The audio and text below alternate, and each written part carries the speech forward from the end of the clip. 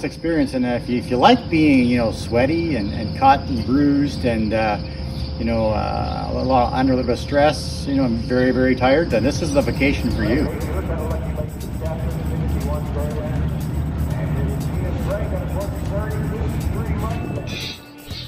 Well, here we are in Medicine Hat. We made it this far. And Miles of Mayhem, for people that don't know what that's all about. It's called a drag and drive event, but in particular, Canada's first, second year running, I think it is. Second. Yeah. And you take your drag car, you drag race it at 5 different tracks, but you also have to drive it between the tracks. That's the crazy part. And whatever you have to take with you, to work on parts, different rules that have to be with you, right? So a race car doesn't travel on the road well, and a street car doesn't race well, so there needs to make something that does even almost impossible, which is why it's a lot of fun. I think that's, and what half people broke down last year is what one lady was saying. I think approximately half. So that tells you that's no easy feat, right? So Ray, you did a pile of work this year on the car to get ready for this.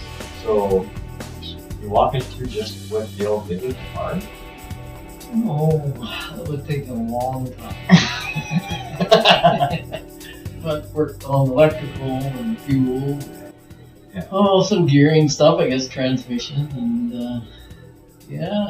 some motor stuff, nitrous. Yeah, nitrous meant to add that because we put a different torque converter on, which slowed the car down. Now we need to get a little faster to meet our class goal. So you have to actually add nitrous when there's almost no nitrous kits around anymore. But you did find one. Just recently. Yeah. Ray Holland found me one, and pieces and parts. We did get it put together. Yeah.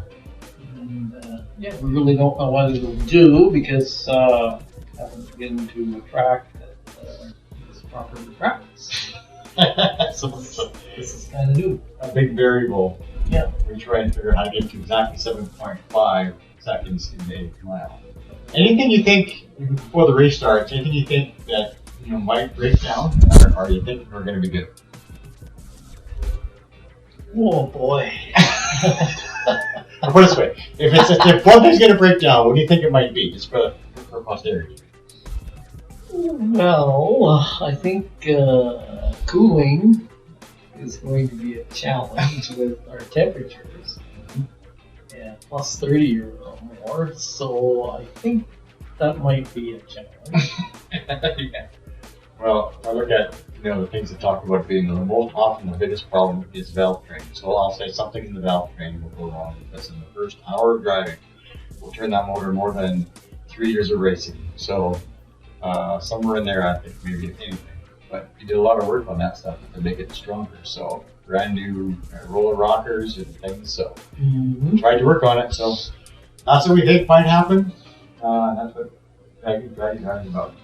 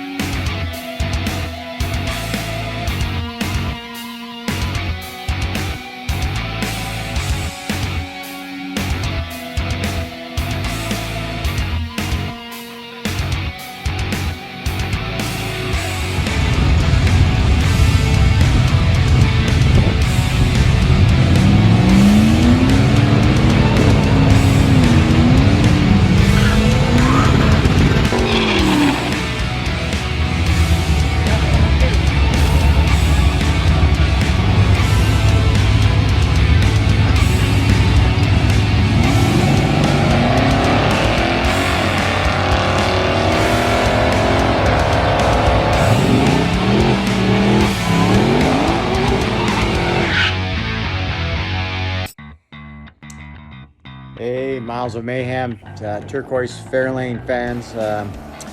Awesome day. But first of all, we survived day one of Miles of Mayhem. And when you think about it, I mean, Ray said to me yesterday after we uploaded the video, said, I don't know why we would survive. I mean, yeah, so far. So anyway, the day started off with us, again, we're in the 7.5 class, which means you're trying to hit 7.50, but you cannot be faster than that, right? So we went first pass, 7.43, faster. Can't use that one. Second one, 7.46. After doing all kinds of things to make the car a little bit slower, not enough. I mean, the track's going to close pretty soon too, right? So we have to get, so we're feeling pretty desperate on that third pass. In fact, I told Ray, if this doesn't work, something's wrong, just come around again, just blast on the track again, if you can get back in line, right? And just let off a little bit more at the end. So we put timing out, we put the bottle pressure, cooled it down, all these things to take power out, and we go, and it's blasting along, and I'm looking at it, and Ray's feeling it, going, you know what, this seems like a pretty fast pass.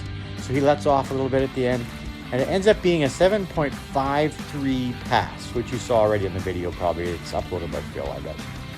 But what's cool about it is that Ray had his best reaction time to the lights that go down the whole weekend so far in preparation. So our pass, our total at the reaction time to the pass is only 7.56. That's pretty good. So worth waiting for. The other thing I want to say is that this whole experience is just awesome. You're taking a race car down the road with a trailer in beautiful fall weather. With all the sounds, the sights, all the other racers, on the road, giving you a thumbs up and trying to cool off their cars too, and the sense of camaraderie. One guy, and I met in the parking lot today after the races, took a piece of his truck, cut it off, and put it on another guy's car so he could get going. Like the level of help to help everybody survive is just incredible here. Anyway, late, gotta go to bed. Just want to give you a sense of that. All right, see you tomorrow.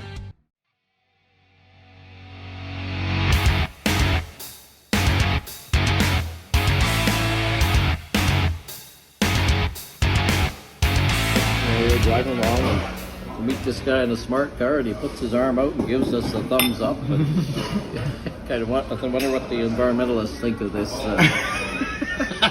this little race we're having. Yeah, right. Yeah, that, and I thought, we look at yesterday. We tried so many different things, and we thought we were going to do some things to get the car going faster. Pull some timing out, look at cooling the bottle down, etc. Right? But in the end of it, we looked at it and said, what did we learn yesterday? Absolutely nothing. Yeah, so we don't know what this car wants, right?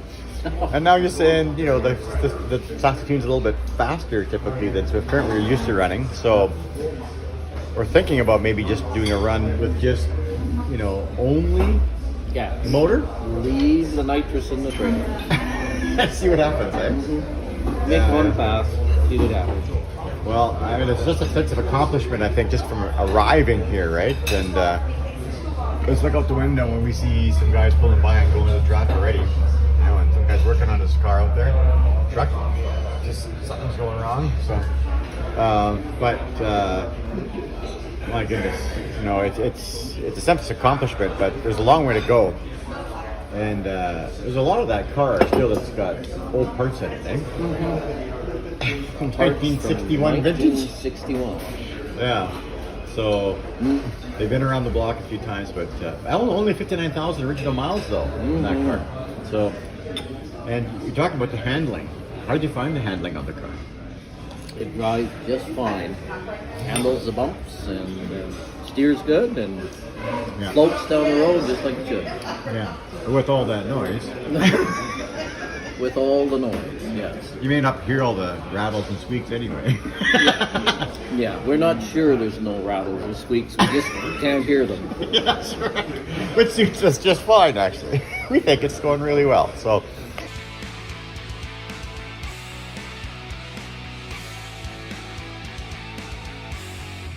We just had our first pass.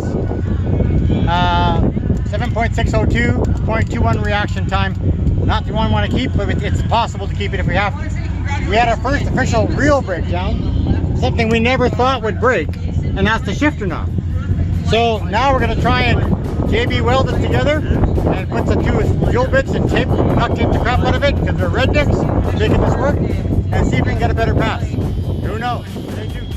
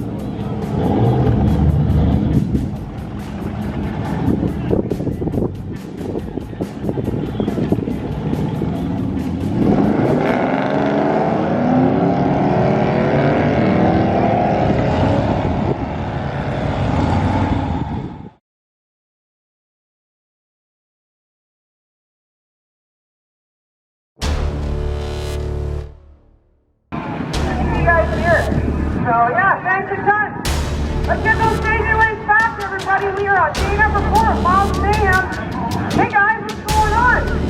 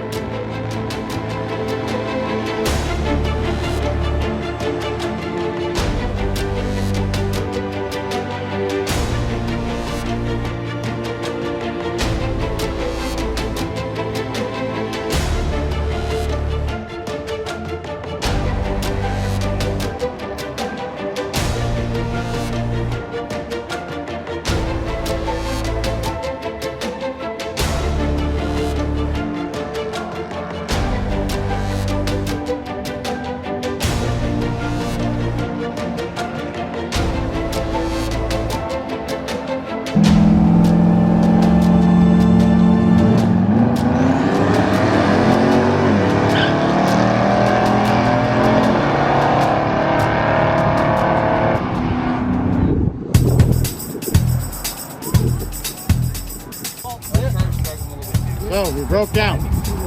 We are in Red Deer. And when you break down, this is what happens in Miles of Mayhem. Everybody stops to help you. Thank you guys. You're awesome. All of you. Awesome. And we just figured out that it's just vapor locked, so it's no big deal. But just an example of what happens when you get breakdown at Miles of Mayhem. Those are all our cars. So cool. We got it going again. Well, they told us to expect gravel, so here we are on the gravel road. All right, back to the turquoise Fairlane and Miles of Mayhem 2022. We just did a fix in the parking lot of the Last Chance Saloon, very end of the road here. You cross an ice bridge with picturesque machinery.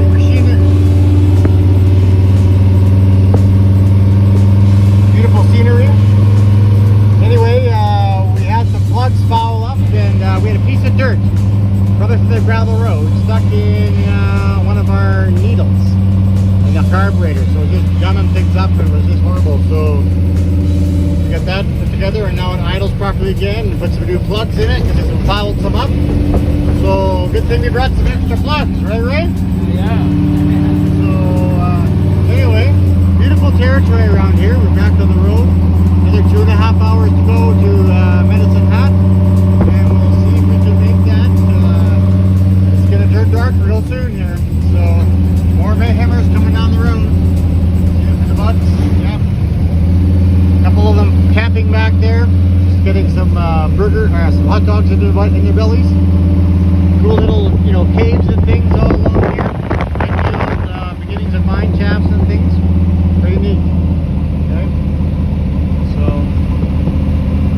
there we are. I think there's 11 bridges to get there.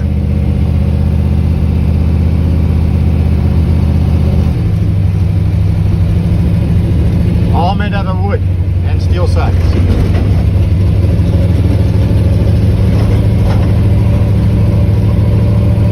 One more Mayhemmer and then we'll say goodbye. Look at that. Nice trailer. Beautiful scenery. See you later. Alright, so here's our situation. We've run 3 runs. The first pass was pretty good. Enough to probably defend us into keeping 3rd place at least. First place is out of reach because the guy in first made a fantastic run.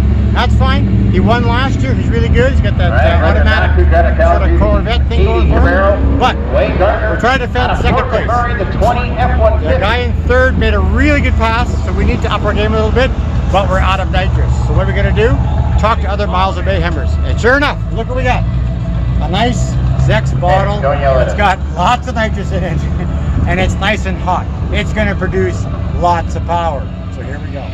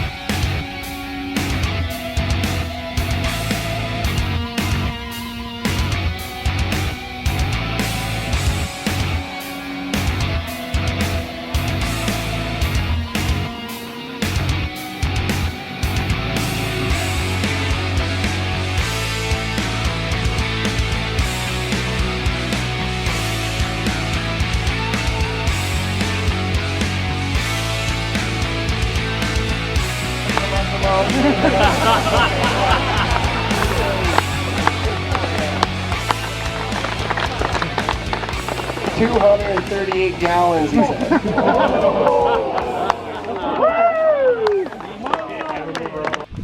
Then for 2nd place, we got Mr. C16. How many gallons? 258 gallons? 238. 238 gallons. Ron, get up here for 2nd place.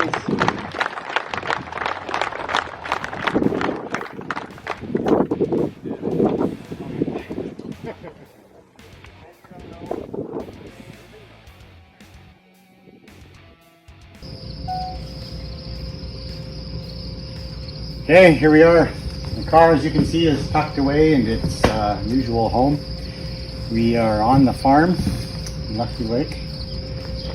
And how many miles has this thing gone down the road in the last few years compared to this 173 kilometers, 1,132 kilometers in this one? Well, we hadn't driven this car more than 10 miles at a time in the last 40 years. It might go to town, to the garage or to a car show, or Wow. but yeah. So it really went through the paces this time, and Yeah. it survived. It did. So, and how did you? Let's talk about the ride. Well, it's a road surprisingly good. It handled the bumps really well, and it steered well. It kind of so-so on gravel, but on pavement it steered like any car and drove down the road like any car should. Yeah. Even pulling that trailer with the air ride, the suspension you put in the trailer really helped. So It did. all that effort putting into making sure it goes down the road, I think was just a really good pile of effort, because you got to survive this thing to be able to do well, right? So, and, Yeah, we had to put coilovers on the back just to go down the road. The race shocks would just flatten out with the weight of the trailers, so that helped. You just replace those at the track, and the ride height was really good, and it continued to ride good. yeah, a lot of people talking about, how'd you find that road? Not too bad. Everybody's complaining, and it was okay. So yeah, but I look at this experience, and if you like being sweaty and cut and bruised and a little bit of stress, I'm very, very tired, then this is the vacation for you, right? This is fantastic that way, right? But if you do go and do this, spend some time figuring out how to do this, get down the road properly and everything else, right? So, and that worked out in our favor as well. So, correction on a number of gallons. We did some math, and we think it's about 195 actually. We don't think we used as much as we thought when you factor in How much we have left. Yeah. We did Yeah. say at the track we used 238, but it is more like 195. Yeah. And that's everything, including on the track and city driving or wherever we went. Yeah.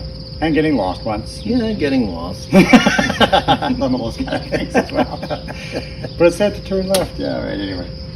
Yeah. So, memories. Just anything you thought was different than as you wrap it up for this year. Well, the memories, the car really was challenged, I think, during some of the hot days, and it's just something you have to address for another year. How to handle the heat, how to cool it just a little bit better. Yeah. Memories of seeing some really nice countryside, and I'm a farmer at heart, so it's good to see some harvesting happening, baling, and some good crops, which we don't have here. For me, I think the 1,000 feet extra, height at Rimby and various things like that really made a difference in air quality. It was hard to get the time we wanted, so if you could address that, you could do well. Yeah. And then it would do better. Just the old school cars versus the computerized cars is a really interesting thing. I almost like to have a separate class for just the old stuff, because when other guys are making 30 runs and just going back and forth trying to knock you off of second place, which is what was really happening on that last day, and we could only do so many runs. We borrowed 2 sets of nitrous from some other people, and the car was bobbling a little bit. The carburetor's got a bit of an issue, has to be tackled yet. So it was just tough, right? But we did it overall, and what a great memory. Yeah, really great. So I guess that's everything. Well, not quite. It's like I'm thankful for relatives like my nephew Rod and my son Phil, who kind of followed behind and did a lot of photography and videoing. So yeah, that was good, just to be with family, and really good to meet people. I suppose that's probably one of the best memories, is just meeting some of these guys with similar aspirations and things that they like to do, and the things that they've done to their cars. I think those are good memories. It would have been great to have more time to visit with them and talk to them, and there's just some the mechanical mayhem that happened on for all these teams is hilarious. I'd love to get more of those stories, but Yeah, and with one of these drag and drives, there's just not enough time. Everything you got to change, you got to get ready, and then when you're done, you got to get on the road, and there just isn't quite enough time to. and people probably think it's just a matter, oh fine, you just get in the car, you drive, you race, you go to the hotel room, right? Simple, right? It's not. It is, you are going, we didn't get more than 5 or 6 hours sleep every night. And you know, time for visiting and checking the guys out was not that great, you know. But yeah, worth it. Yeah, ready to do it again? Are you? I am. Yeah. Sign me up. In fact, on that note, I just happened to have bought on an auction on the way back a 1961 Ford Galaxy Country Squire wagon. So who knows? All right. Good times, Ray. Yep. It's fun. Yep. All right. Thanks to all 108 subscribers. We had virtually none at the beginning of all this. So thank you for subscribing. We'll see if we have to throw some more content on during the winter as we change things. Who knows? What I found was fun. If I'm driving slow, every freaking wheel. He seems to be really enjoying this and just sort of taking this easy. Wouldn't you agree? It looks like we're in good shape with this police officer. Yeah. He just bought a Corvette just recently, so he's a fan. Corvettes. He's a fan. Yeah, That's a very good sign. That is. Because I've got aluminum bumpers. I mean fiberglass bumpers, and race only fuel for not for highway use. So we're feeling good about him being comfortable. We're good. Yeah.